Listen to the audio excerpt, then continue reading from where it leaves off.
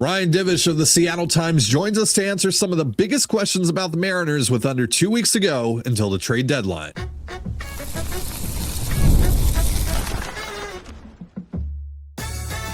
You are Locked On Mariners, your daily Seattle Mariners podcast, part of the Locked On Podcast Network, your team every day. Ahoy, sailors. It is Wednesday, July 22nd, 2026. My name is Tony Gonzalez, and on today's show, Colby and I sit down with Ryan Divish of the Seattle Times to talk about the state of the Mariners and the MLB trade deadline. We talk about what's going on with Cal Raleigh, Logan Gilbert's recent comments about Dan Wilson, how aggressive the Mariners might be at the trade deadline, and a whole lot more over the next 40-ish minutes. So kick back, relax, let's get right into it. The MLB trade deadline is under 2 weeks away, and we're here with Ryan Divish of the Seattle Times to talk about what's going on with the Mariners in the lead up to August 3rd. Ryan, thanks so much for doing this. Really appreciate it. Happy to be on. So before we get into the deadline and all that, I want to talk a little bit about, the current state of this team. Everyone wants to know what's going on with Cal. I got asked about him on the radio yesterday. Our listeners ask all the time. I'm sure you get asked constantly. And, as the days go by, it's just been harder to see the light at the end of the tunnel here with him. But last night, Terry Francona brings in a lefty and immediately has him intentionally walk Dom Canzone to load the bases for Cal. And then Cal immediately gets a hanging breaking ball and destroys it. And I know we're all desperate to see that turning point for him. But do you think a swing like that, especially with what led up to it, could help get him going here?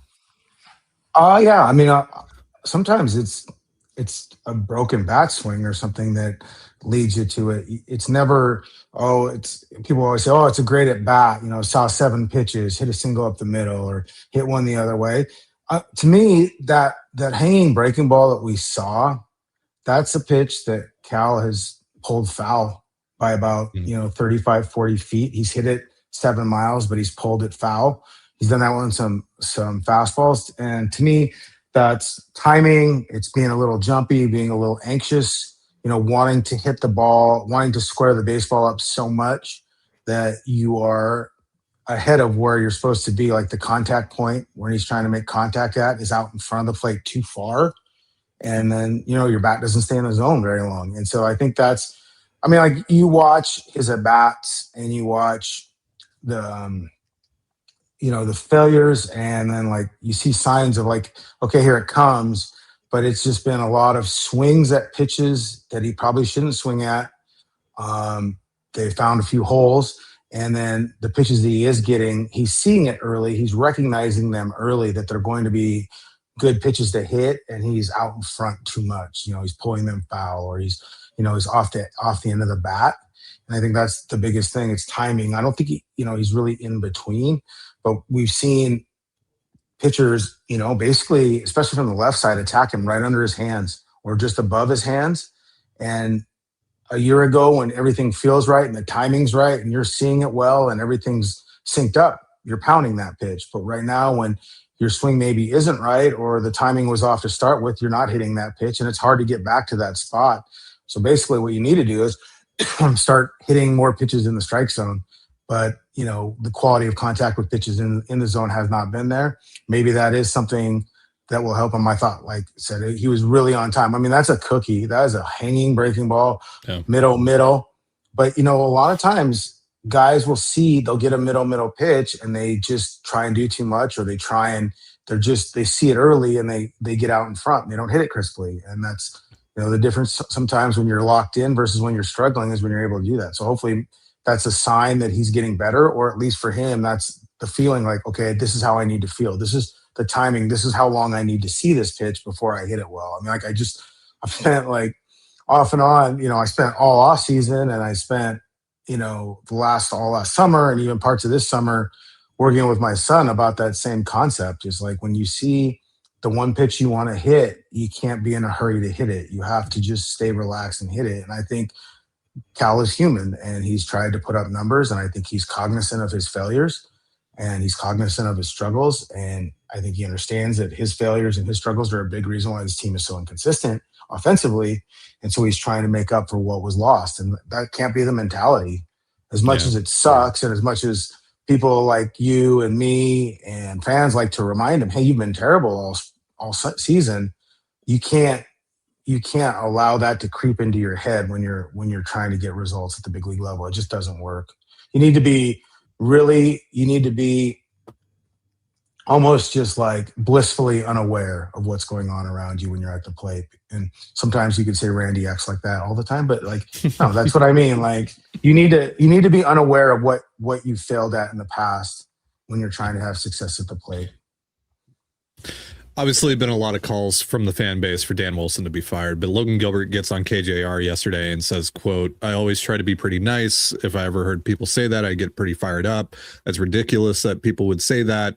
Dan is one of the best people I've ever met. I think he's amazing at his job and what he does and the way he gets us going.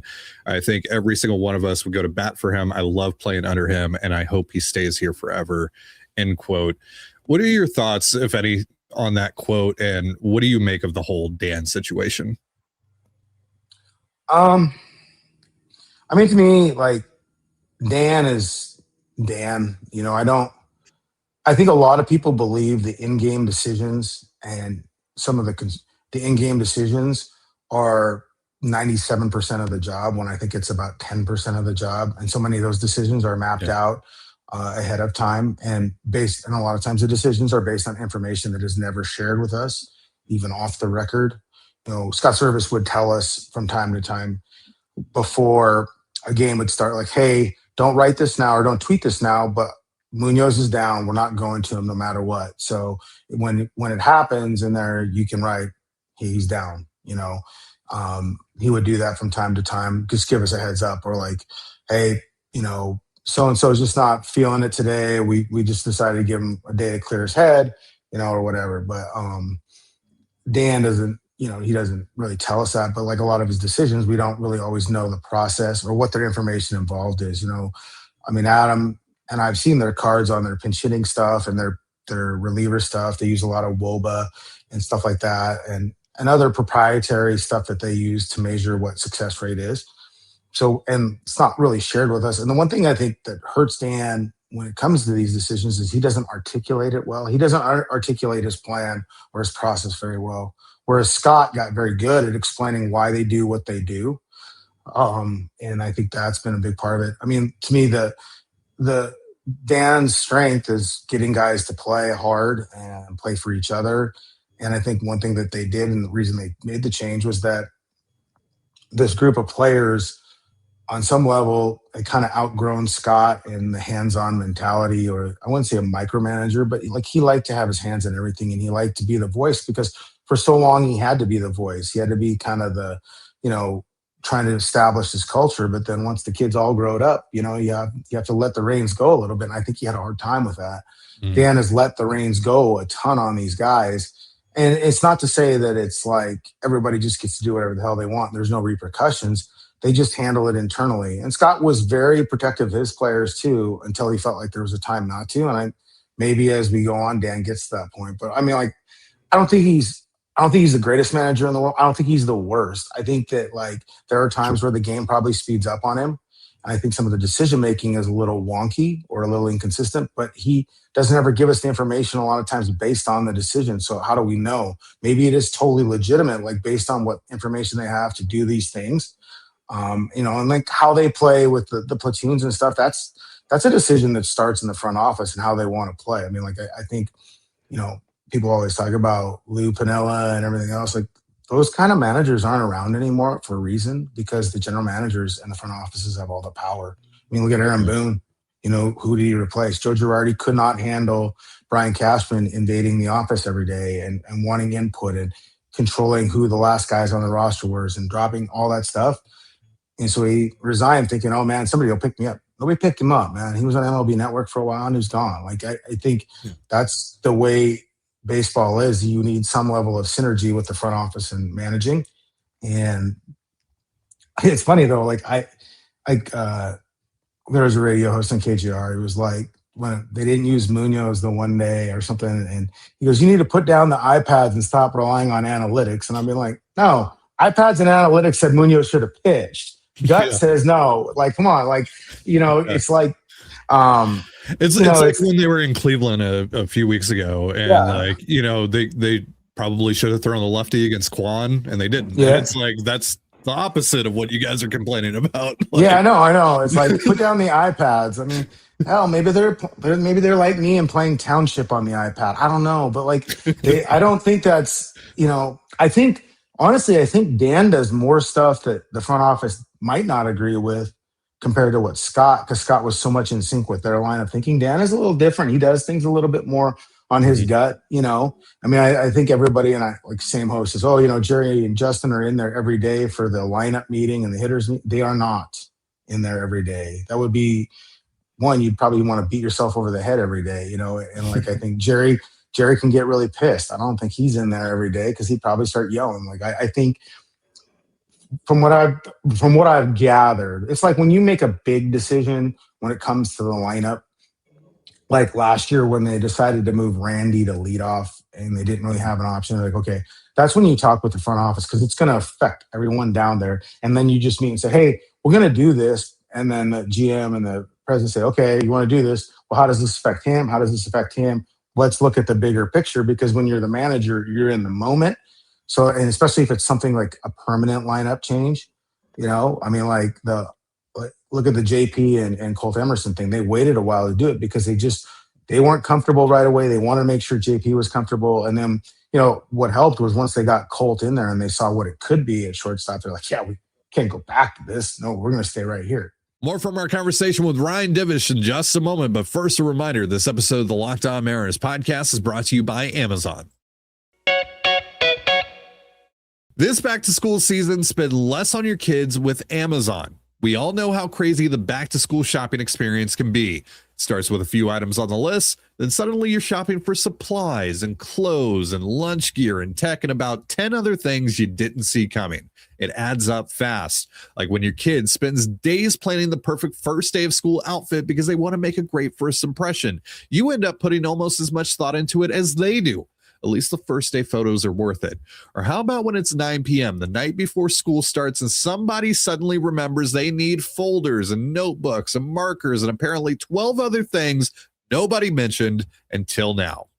Nothing gets the heart rate up quite like emergency school shopping. And I'm convinced that Prime's Deliver Tomorrow Before 7 a.m. feature was created exclusively for parents in this specific moment.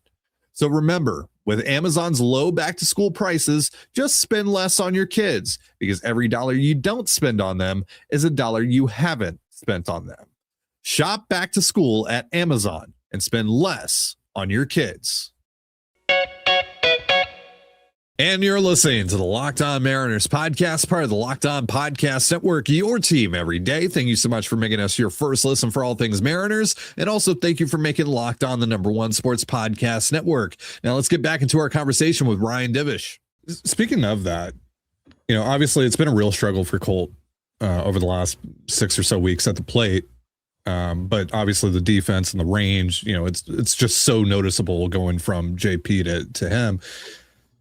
How much do you think that they will weigh that? And do you think it's realistic that they would actually consider maybe sending Colt down, at least for a little while, to work on some things offensively in maybe a less pressurized environment? I don't know. I mean, to me, it's like they could do it. I don't think it would mess with his head or anything. But the things that Colt needs to work on, he's not seeing at AAA, really. I mean, like the AAA baseball is really bad right now. It's as bad as it's been. The position players are for the most part old, and the pitching, there are, it's like, it used to be nobody threw over 96. Now everybody throws 96. It's who can execute breaking pitches, who can, execute their fastball to be at a high level. I think with Colt, they're beating with fastballs. I think that's an adjustment you can make at the MLB level if you put in the work, and I know he is. But sometimes it's just the mentality. We saw Cole Young struggle with that last year. And like Cole just said, he goes, I had to just train and rethink everything on how I want to do it. And I watched him do it this spring on how he trained it. And he had that junior hack attack machine at about 45 feet, and they ratcheted that thing up as hard as it could go. So it's over 100 miles an hour, and he's just sitting there trying to get on time. And it wasn't right away, but it took time, get on time. They'd angle it so it'd be bearing in on his hands or running away. And I think Colt is doing all those things. It's just that also the responsibility of playing shortstop at the MLB level is pretty high. I think he'll be fine. He has looked overwhelmed at times, and I think they were aware that that was a possibility. But this isn't like, I thought Cole looked more lost last year towards the end than Colt does right now in his struggles. I mean, even like last night, he hits the sack fly to right field. I thought that was a pretty good approach. It's a hard fastball up and away, get it up in the air and go from there. I thought it was better. But I mean, the defense alone is like, holy cow, it's noticeable because of the range to the middle of the field. Yeah. And even to the hole. Like JP's biggest weakness was going to the shortstop hole, towards the 5-6 hole. And he didn't have the arm strength anymore. Colt can get there, and it isn't always just have to get rid of it as fast as possible. Yeah. I think that's big. Colby. And they don't really have anybody else. Like defensively, from a defensive standpoint, yeah, they don't have anybody else because Rivas isn't even playing. He's got a concussion, and so, or whatever, vertigo. I mean, he's not even playing. So it's like, so they don't have a defensive shortstop that you felt like would be a replacement level bat that would be above average shortstop that they could plug in there if you wanted to give Colt time. No, you'd go back to JP and then piece it together. Yeah, and we've looked at like around the league, and there really isn't anyone that I think they could trade for either. So anyway, Colby, what do you got? Yeah, Mariners are an extremely banged up team. They have been all year. No major injuries, but they're about as healthy as they're going to. I mean, I guess we'll see what happens with Julio and JP. But you have any updates on Rob Refsnyder and Brennan Donovan? I know Donovan's in Everett tonight to continue his rehab, but how long do you think it's going to be with those two guys? I would think they'd want Refsnyder hitting well. I mean, or as well as possible before they bring him back. But I was trying to think about what they would see when they go to Texas. Like Texas got 3 lefty relievers, Latz and all those guys. So they could ostensibly, actually Refsnyder actually hit well when they were in Texas. It's like one of the few places where he did some things.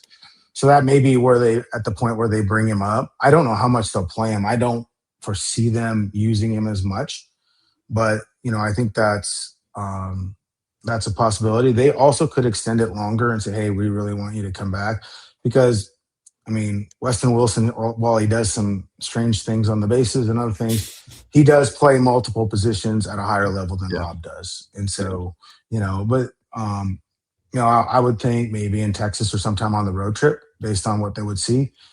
Brendan, he's got to be able to play a couple days in a row for 9 innings and see what it's like, and now they think, I guess if JP's wrist was truly, truly an issue and they thought, oh man, we don't want to dial him, but we can't play him for a couple of days, maybe they bring Brendan back early. They could do that. He could do some other piecemeal moves too and give him time. But I think the one thing is they've waited so long and been so patient for him to be healthy that chasing results, would be kind of silly as well, just because of that. Do you think Rob's definitely going to get another shot here, or do you think there's a chance that he, never makes it back to the major league roster? They just decide to cut that cord because they are getting a little something from Weston Wilson. Do you think it's possible we've seen Refsnyder play his last game with Seattle? And also, there's been reports of them targeting, right-handed hitting corner outfield guys and all that as well. Oh yeah, no, I think I don't know that Rob will finish the season with the team. Honestly, like if I'm the Red Sox, who they need a right-handed bench guy, and that guy had success there, I'm making a trade. I'm calling, saying to Dipoto, like, if you're not going to use him, we'll pick him up for something minimal. I mean, because I think that's honestly, like, if the Mariners DFA'd Rob, I think that's automatically who would try to go is Boston. Because they do lack for a right-handed hitting bat. I mean, that's the one thing is, like, somebody's going to take a chance on him and he could get going. I thought, like, watching his at-bats towards the end, he was absolutely chasing hits and absolutely chasing the results because he was so bad and he was wearing it from the fans. And I think that bothered him, which is crazy because he played in Boston. And so you'd think, oh man, fans are going to be on his ass the whole time. But he just was really chasing hits and really just swinging early and swinging way too often. And maybe that's part of how he has had success and that's his approach, but it wasn't working here. And like a ton of rollover ground balls to shortstop. So I think they might give him a couple chances because, like, it's an investment, and most of the time teams will always wait longer than fans or media are when it comes to players because they're pragmatic, and it's also an investment, and they hate DFAing players on the big league roster that they've signed to my major league contracts. They just absolutely hate doing it because it's free money. It's a free player for somebody else. And, and it's the one thing too, like where owners always remember that. I mean, sorry, I don't mean to curse, but owners always remember that. It's like, sure, Howard Lincoln never forgave Jack Srenzik for Sean Figgins and Casey Kochman. Our conversation with Ryan Divish continues in just a moment, but first a reminder, this episode of the Locked On Mariners podcast is brought to you by Odoo. Running a business shouldn't feel like you're trying to connect a bunch of systems that were never designed to work together. One app for accounting, another for inventory, another for sales, and somehow none of them talk to each other. That's where Odoo comes in. Odoo is an all-in-one business management software that brings every part of your business together in one powerful platform. From sales and accounting to inventory and marketing, everything works in one place, helping your team move faster, stay organized, and focus on growing the business instead of managing software. The best organizations know that success isn't just about talent. It's about having everyone working towards the same goal. And that's true in sports just like it is in business. When we're talking about the Mariners, we talk about how they have the same philosophy at the majors as they do all the way down at the lower levels of the minors. Even with all these different factions, the organization itself is one. They have a vision, they stick to it, and last season showed us what's possible when everyone is working from the same playbook. Great organizations win because operations matter, and that's why you should get Odoo. Try for free today at odoo.com/lockedon. That's odoo.com/LOCKEDON.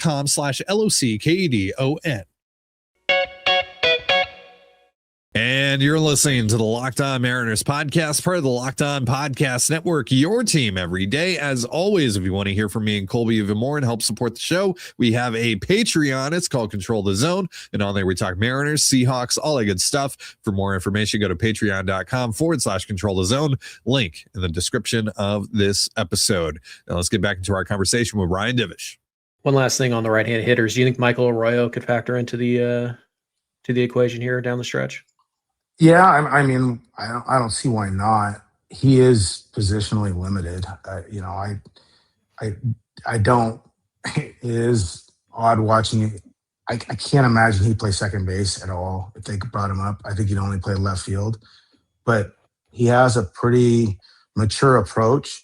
And I'll say this, like everybody, like his first week with Vegas was outstanding and he was pounding balls, but it's Vegas, and it's the PCL. Like, I like to point out that Jose Marmoleos was like 340 with 27 bombs or something like that. It's YouTube like player of the game, Jose Marmoleos, right? Yeah. I mean, like, I like to point that out,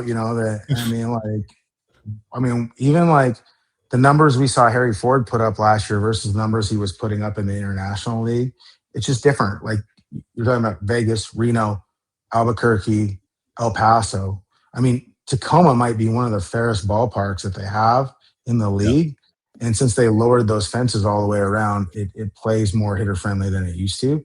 So I always take AAA stats with a grain of salt, even like Ryan Bliss and all that other stuff, because like I like Bliss and I think he can hit, but we saw him get exposed at the big league level. And so I think there is some reticence there because of, and really it's the defense. If you're going to be a utility guy, you got to be somewhat decent at something, I would think, but who knows? The Mariners have had utility guys in the past that were bad defensively everywhere too. So, I got one last thing just on the club as a whole before we get into deadline stuff here.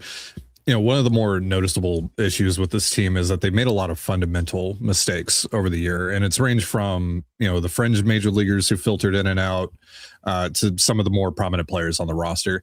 What do you ultimately attribute that to? Because that's obviously played a big role in the calls for Dan to be fired and all that as well. Yeah, I mean, I think sometimes it's just being conscientious a little more focused. I think there were times because of what they had last year and because of, how much of that same group was back, that I think that I wouldn't say they felt it, but they're human and they can give into the idea like, hey, we have so much talent compared to everybody else. All we just have to go out there and do is just show up and play, and we'll be fine. I mean, like they still put in the work. They do all the pregame work and everything, but it's like, it's just, they just haven't executed. And some of that is focus and just being prepared. Like with Naylor and his struggles at first base, I'm not surprised because he wasn't an elite defensive player. He's never been he was really good the 2 months he was here in Seattle, but he's never been considered an elite defensive player. I do think, he had, if you recall, last year had some shoulder issues on his throwing shoulder. And he even came out of a couple games because he made some mistakes. I don't know if those have cropped up. It does look like sometimes he has almost the yips, like he's so cognizant of not making a mistake that he's being almost too cautious. And there are times where I don't think because of the shoulder and they're trying to protect it, maybe he gets to throw as much as he wants to. The one thing is Josh Naylor's not going to answer anything about his injuries. He really doesn't like that at all. Yeah. But, like Randy's Randy. You kind of know what he is. And honestly, like I haven't seen Julio I think I've seen one bad throw where I thought, you got to hit the cutoff man. Rayleigh's had a couple bad throws where I think he was trying to hit the cutoff man. He just didn't. And it was more of an execution flaw. It wasn't like a mental mistake. Like the Weston Wilson and stuff, those base running mistakes and stuff, that's kind of why they're journeyman guys, is because they don't execute when they're given the opportunity. I mean, we always call that the gamble, where you run to third base on a ground ball to shortstop, because Ben Gamel was famous for doing that. And I even, the funniest thing was, so one time because they were you remember that group with Gamel and those guys, they were like the worst base running team ever. And it was all mental mistakes. And so one day we're like 3/4 of the way through the season, I said to Service, hey, I haven't seen, I go, it does feel like you guys have been a lot cleaner. I looked at your outs on the bases, everything. It's a lot better. We haven't seen the Gamel, and he started laughing. That game, Gamel ran to third on a ball to shortstop, and Service got out of the dugout, stood up and stared at and pointed at me in the press box like I caused this somehow. Like I somehow made this happen. That Ben Gamel did that, and he was like staring at me. And he was waiting for me after the game. He goes, "That's all on you." And I'm like, "No, it's not." That's like me. I was like, "That's like me tweeting out about a no-hitter saying I jinxed it." Come on, but yeah, it's the Divish curse, clearly. Yeah, I mean, I do think, and I think part of this is too, though. If you think about like last year, they didn't coast. They didn't take control till that Houston series. They were going. Everybody thought they were going to pass Houston. They didn't. And I think when you're playing from behind a little bit and playing to catch up, the focus level and your concentration level and everything else, and that edge that Cal has talked about and all that stuff, that ratchets up a notch. I mean, this team is famous for putting themselves in a bad position and having to play themselves out of it. I mean, I was on the trip last year where they lost 2 or 3 to Cleveland, got swept by the Rays, and then Chris Sale shoved it up there in Atlanta. And I went into the next day, I was like, oh my God, these guys are fried. And they had a little meeting, and Bobby Magianis had a speech that I can't say on here. And Julio had an amazing game. I think he have he stole a ball from Michael Harris and hit a bomb or something. And then they just put it on him. And then they just rolled, and they scored like 17 the next day. And then they just rolled. And it was but at that point, like when we were in Tampa, I'm talking to JP, who was so angry about everything, about what he saw, because that was the game where Kirby hit low on purpose, and he got, because Josh made an error. And Junior Caminero, I don't think got out the entire series. It was, and then all of a sudden, I think sometimes when you're faced with adversity or you're faced with the realization, hey, we're not as good as we think we've been, that you can find a little bit more of the edge or a little more of the focus. I had an email from a guy that had this plan to fix the Mariners, and his first one was trading Bryce Miller and Michael Arroyo for Junior Caminero, and that was how they would do that. Nice. But then he didn't want to. And then he had it where Caminero and Brendan Donovan would split time at third base. And I'm going, what? You trade for Junior Caminero and you want to split time with Donovan at third base? Platoon Junior Caminero. Yeah, absolutely. That's the answer. Yeah. Make that guy the GM. Wow. Can't say that's the worst idea that I've heard though. When it comes to the Mariners.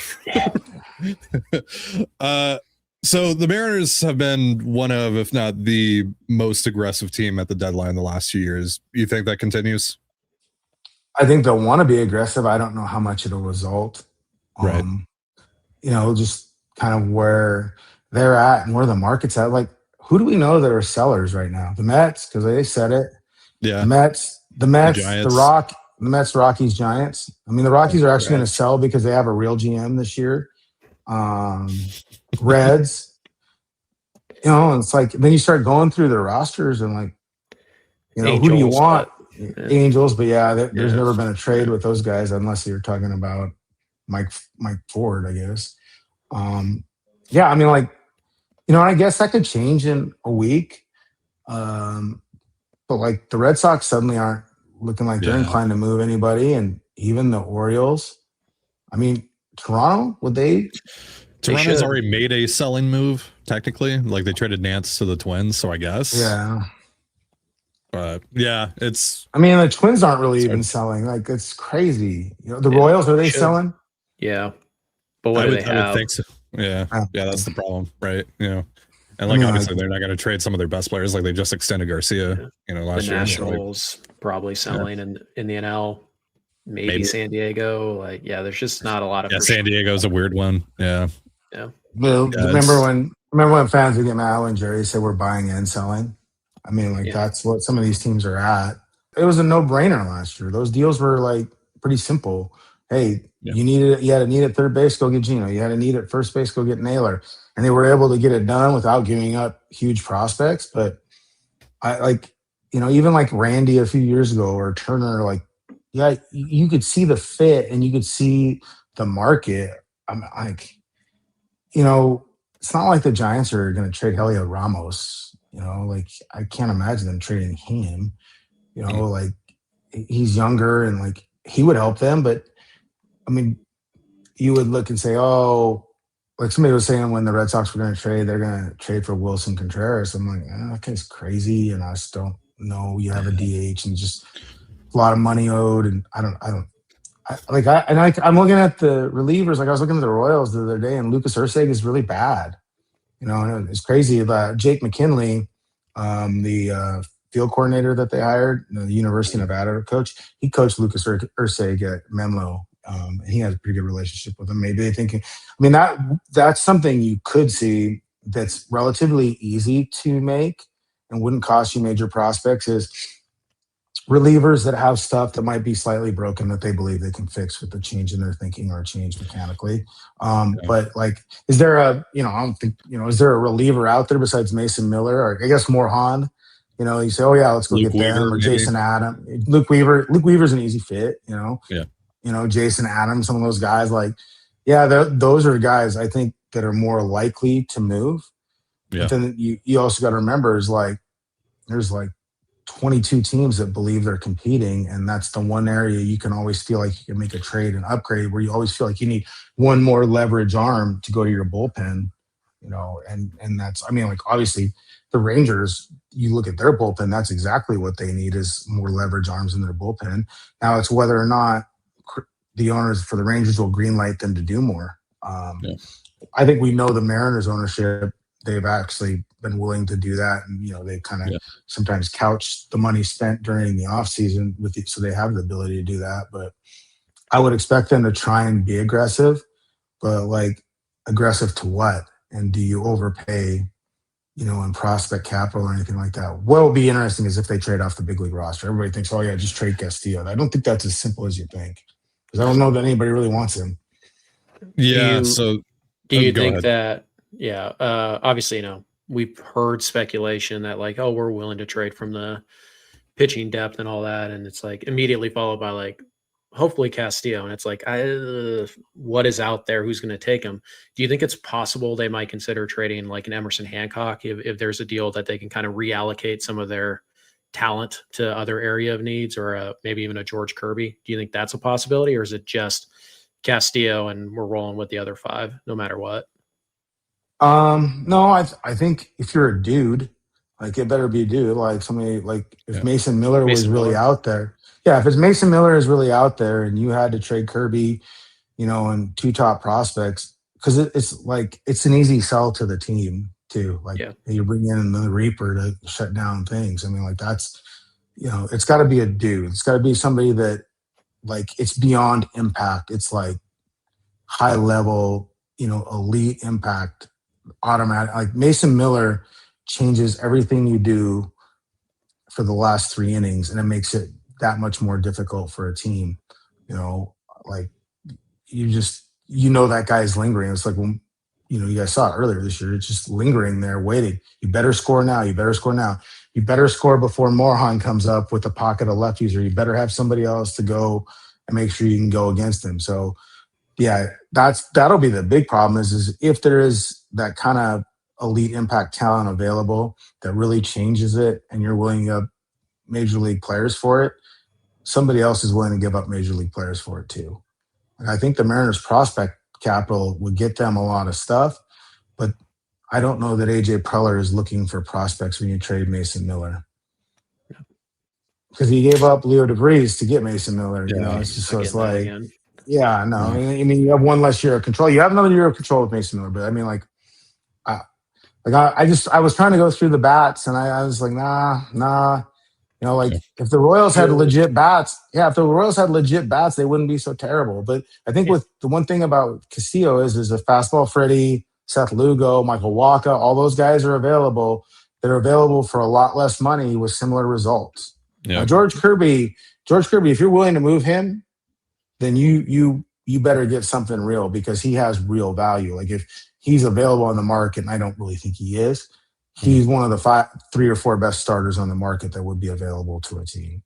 Yeah. But does it change? Like, do the Yankees offer more if Rodon's really, really banged up, or if some of these other guys, or let's say somebody gets banged up in the next week or so? Like that changes everything. Yeah, I feel like I ask you this every time you come on the show, but because the clock continues to wind down on, especially Logan Gilbert's club control, is there any inclination here that they might be working towards an extension here to keep him here long term? Obviously, because there's also, the lockout to have to worry about here. Like, if you don't think that you're going to extend him and then maybe want to explore trades, there's obviously, potentially going to be a pretty small window to do that. And then you got to worry about, like, if there's lost games and how that impacts value and all that stuff. So any inclination they might be, trying to get that done, trying to get an extension done? Not that I've heard. I mean, I haven't really talked to Logan about it in a while. He kind of told me he didn't really want to do it in season if they were doing it, but that can change, because 90% of the conversations are with the agent and not the player. I think he's still with Jet Sports or wherever they moved to, because they merged with another company. I always kind of thought, and I kind of heard rumblings early in spring training that they thought they might get something done with Wu during there, because it's like, he didn't get the Super 2 status. He missed it by a week because of the injuries. And so, like, I felt like, and then Wu being a West Coast kid, being super tight with Cal, all that stuff. And he spends a lot more time in the Seattle area than a lot of those guys do. I thought that would be more workable. I mean, Bryce would be an easy one too, because he just wants to be able to buy his ranch down in Texas. But I haven't heard anything, and maybe Wu struggles on the road of made them take a step back. I mean, if you're Logan, though, you're 1 year away from $200 million. Yeah. I don't care what the salary structure is moving forward. He's getting paid. He's getting over 150. I mean, hell, Randy's going to get 125 now after this year. Yeah. Right-handed bat. I don't think Boston's going to take a look at him, or the Mets, right-handed bat that has produced. Yeah, I just think the Logan situation and with the lockout changes a lot of stuff too, because even if they want to trade him in the offseason, you want to get maximum value. Yeah. You have the lockout to deal with. So what does that give them from the World Series was first week in November to December 4th, 3rd or something? December 1st. Yeah, so 3 weeks. I think we're going to see a lot of signings and trades during that time, but I don't know that you can maneuver that. Well, especially when we're talking about trading a guy with just 1 year left of club control, teams are obviously going to wonder, like, how many games am I actually going to get this guy for? Especially a starting pitcher, right? Like, if that, say, his expected starts go from 30 to 25, 20, whatever, like, how does that impact the trade value? That's something that we've talked a lot about on here. Colby, you got anything else for Ryan? You think Logan is in, like, long term with Mariners? He just talked about how much he loved Dan Wilson. Like, do you think there's any shot they get a deal done before Logan tests free agency, essentially? I think maybe about a 40% chance. Could be more. I mean, maybe what we see in the last month changes their minds. I think there was some hesitation too last year after the flexor stuff and everything. Yeah. And giving him that deal because it's going to cost you more than you gave Castillo or Ray. And they have been hesitant to do that on some level. But I think he does embody a lot of what you teach and you want your players to be like.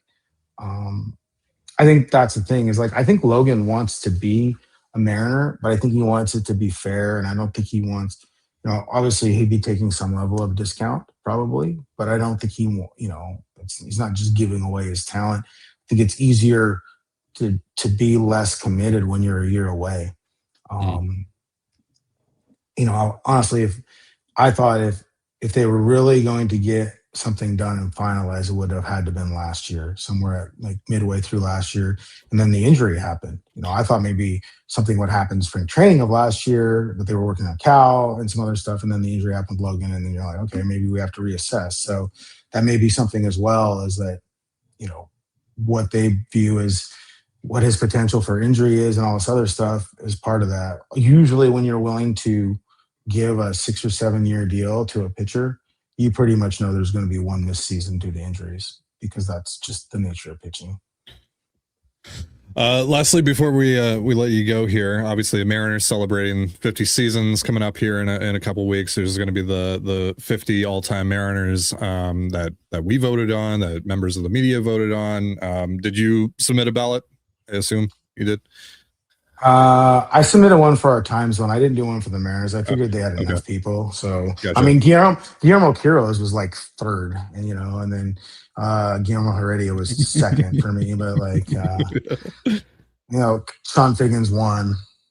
Jeremy Reed, Richie Sexton. Jose Vidro. Jack Weaver. Yeah, I sound like Felix in that commercial. Don James, Woody Allen. That's that was one of the best commercials because Cliff Lee's just staring at him. Felix got that goofy grin on his face, and he just keeps going. Like he had such good comedic timing. So, is there a guy that you would like to see make that team though? That is on the borderline, or that's like maybe in question. What? I'm a sucker for catchers, so I feel like Zunino should be on there just because I had to watch a lot of really, really bad catching for a long time. I was Kenji Jojima, Jeff Clement, Rob Johnson, Miguel Olivo, Gold retriever, baby. Yeah, the late Jesus Montero, rest in peace. I mean, R.I.P. John Jaso, not a great catcher, and so when they got Zunino and you got a really good catcher, it was just like a breath of fresh air, And so it was like I would assume, I don't know if he'll make it or not. Like, I guess we voted for him. We did an episode where we filled out a ballot, and I think we voted for Zunino, right?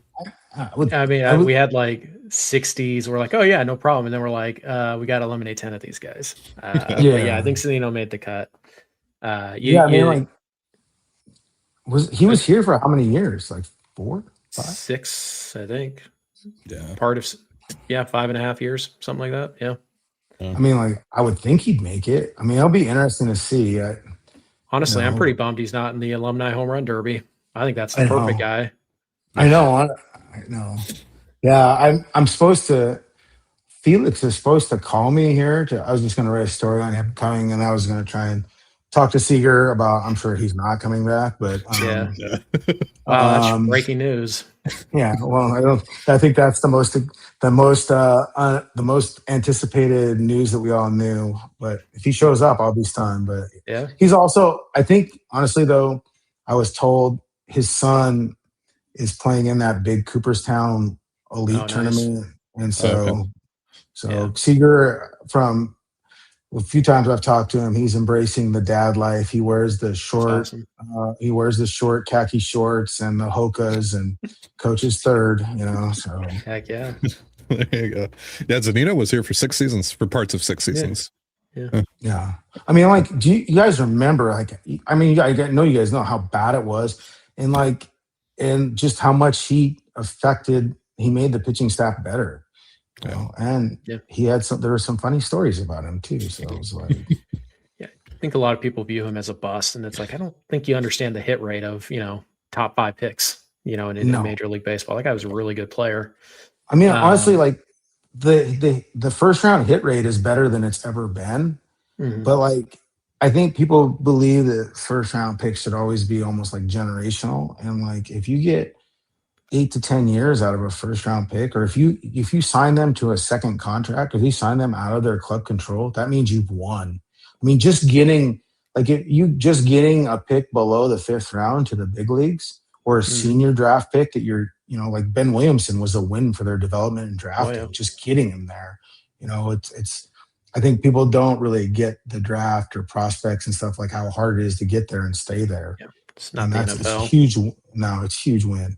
It's huge win. It's better. I mean, but like, you saw Blade playing last night. Like, think about how many good players went after JJ Blade in that draft. Yeah. And the A's don't usually screw that up very often like that. And or not was the A's, it was the Rays take Marlins. Marlins. Yeah. I was telling somebody when I went to Marlins the one year, like one of the first years at Interleague, and they had Jose Fernandez, D. Gordon, Stanton, Christian Yelich's rookie year. Ozuna. Yeah. Prado. They were so freaking good. Justin I was Bour. like, oh yeah, Justin Bour. Yeah, it was crazy how good they were. Yeah. Real Muto was the catcher. Yeah. That team was nuts. Yeah. Ryan, really appreciate your time, man. Thanks again for your insight and for hopping on with us. It was a pleasure. Yeah, and don't ever post that dancing video of the thing again. That's terrifying. Oh god. Hey, I'm coming to Seattle in a couple weeks. I'm doing that as soon as I see you. Oh, frightening. All right, see you guys. All right, well, there you have it. That is going to do it for our show. Thank you so much again to Ryan Divish for joining us, and thank you so much for joining us here on the Locked On Mariners podcast, part of the Locked On Podcast Network, your team every day. For Colby Patnode, I'm Tiny Gonzalez. Be sure to give us a follow on Twitter at @LO_Mariners. You can follow me at Tiny Gonzalez and Colby at CPAT11. That's CPAT11. We're also on Blue Sky. You can follow me at TDG, Colby at MLB Colby, and the show at Locked On Mariners. You can also find us on Instagram and TikTok at Locked On Mariners. Have yourself a beautiful baseball day, and we'll see you next time. Peace.